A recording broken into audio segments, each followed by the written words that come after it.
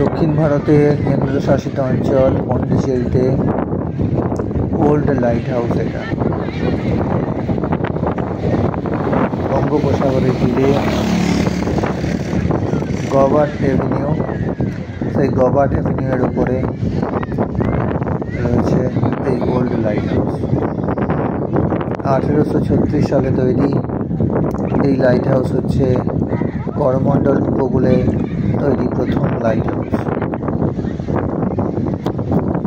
এর ঠিক উল্টো দিকেই রয়েছে প্রমিনেট বিচ, সমুদ্র তট, যেটাকে রক বিচও বলা হয়।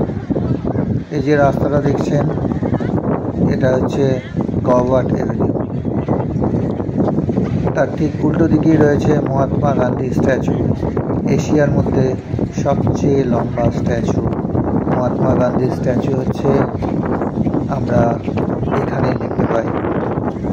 চারিদিকে রয়েছে 8টি সাদা রঙের স্তম্ভ, যেটি 70 কিলোমিটার দূরে জিঞ্জি ফোর্ট থেকে আনা হয়েছিল।